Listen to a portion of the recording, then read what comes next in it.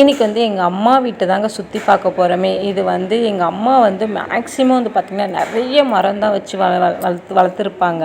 அவங்களுக்கு இந்த பூச்செடிங்களோட இந்த மரம் வளர்க்குறதுலாம் அவங்களுக்கு ரொம்ப பிடிக்கும்.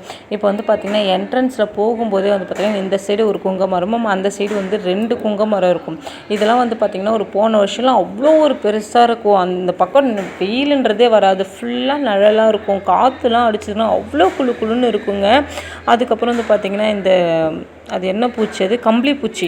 அந்த எல்லா மரத்துலேயும் பார்த்திங்கன்னா கம்பளி பூச்சி நிறைய வந்து வீட்டு மேலெல்லாம் கம்பளி பூச்சி ஆகிடுச்சிங்களா. அதனால் மனசு கேட்காம அந்த மரத்தை வெட்டிட்டாங்க. இருந்தாலும் அந்த வேர்லாம் எடுக்கவே இல்லைங்க. அது இருந்தாலும் துளுத்து வந்தால் நமக்கு நிழலாக இருக்கும் அப்படின்னு சொல்லிட்டு அந்த வேர்லாம் எடுக்கவே இல்லை. அந்த மரத்தை வெட்டதுனால நம்மளுடைய வீடே வந்து பார்த்திங்கன்னா எல்லாமே அப்படியே ஃபுல்லாக வெயிலாகவே இருக்குதே. அந்த மரம் இருக்கிற வரைக்கும் அவ்வளோ ஒரு குளு குளுன்னு இருந்தது. அதுக்கப்புறம் வந்து பார்த்திங்கன்னா ஃப்ரண்ட்டில் வந்து ஒரு குண்டு மல்லி செடி வச்சுருப்பாங்க. குட்டி குட்டி அங்கங்கே இருக்கும் அந்த குண்டு மல்லி செடி.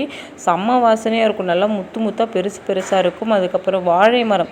இந்த ஊரில் வந்து பார்த்திங்கன்னா மேக்ஸிமம் எல்லார் வீட்லேயுமே வாழை மரம், மருதாணி மரம் எல்லாமே இருக்குமே. கொய்யா மரம்லாம் நிறைய இருக்குமே.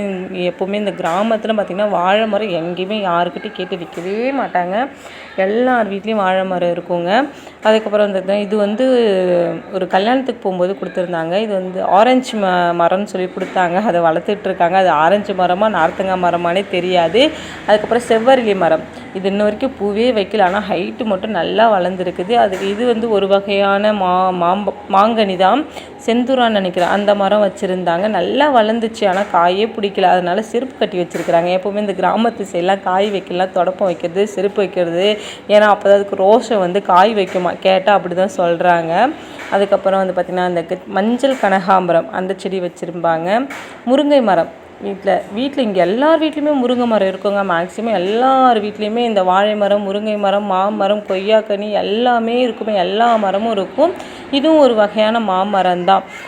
இதெல்லாம் வந்து பார்த்திங்கன்னா இந்த வெயிலுக்கு குளுன்னு இருக்கும். எங்கள் வீட்டுக்கு வந்தோன்னா இந்த மாதிரி பேக் சைடில் வந்து சேர் போட்டு கட்டிலெலாம் போட்டு வந்து படுத்துருவோங்க. அவ்வளோ ஒரு ஜிலுன்னு காற்றடிக்கும். இது வந்து பார்த்திங்கன்னா குண்டு மல்லி அவ்வளோ சூப்பராக இருக்குது. இது வந்து வேறு ஒரு வெரைட்டியான குண்டு மல்லி.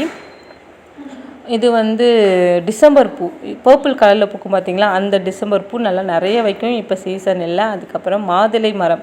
இந்த மாதுளை மரம் வந்து நாங்கள் குட்டியாக இருக்கும்போது வச்சது. இப்போ வளர்ந்து நல்லா பெருசாக காயெலாம் நிறைய பிடிச்சிருக்குது. நான் இன்றைக்கி தான் அந்த காய் பிடிச்சதெல்லாம் பார்த்தேனே.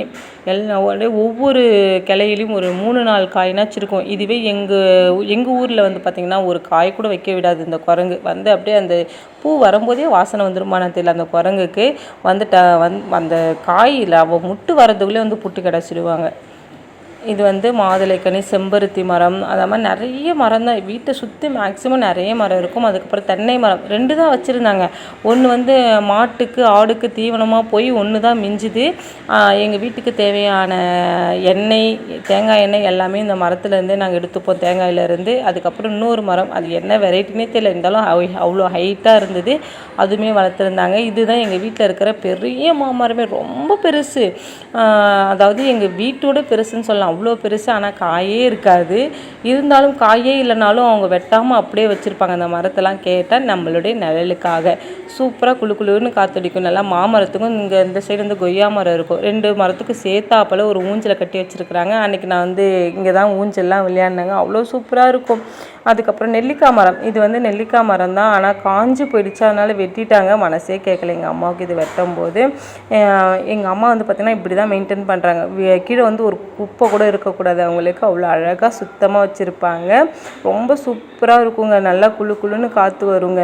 எங்கள் அம்மா பார்த்திங்கன்னா மேக்ஸிமம் இப்போ பூச்செடிலாம் அதிகமாக இருக்கவே இருக்காது. இதை மாதிரி மாமரம் தான் நிறைய இருக்கும். அதை மாதிரி எல்லார் வீட்லேயுமே இந்த மாதிரி மண்ணடுப்பு செஞ்சு வச்சுருப்பாங்க. அவ்வளோ சூப்பராக இருக்கும். அவங்களுடைய கைவண்ணமே அவ்வளோ அற்புதமாக இருக்கும். எந்த ஒரு மேஸ்திரி யாரையுமே கூப்பிட மாட்டாங்க, அவங்களே அடுப்பு செய்வாங்க.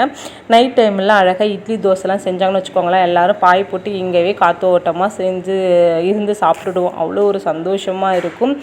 ஒன் செகண்ட் பாருங்கள், சுற்றி காட்டுறேன் பாருங்களேன், இவ்வளோ சூப்பராக இருக்குது. மணி வந்து பார்த்திங்கன்னா 2:30 மணிக்கு இங்கே எவ்வளோ நிழலாக இருக்குதுன்னு பார்த்துக்கோங்க. அவ்வளோ ஒரு சூப்பராக இருக்கும். எங்கள் அம்மாவுடைய வீட்டு தோட்டம் எல்லாமே, வீடு எல்லாமே பிடிச்சிருந்தா மறக்காமல் லைக் பண்ணிட்டு சேனலை சப்ஸ்கிரைப் பண்ணிக்கோங்க. நாளைக்கு பார்க்கலாம்.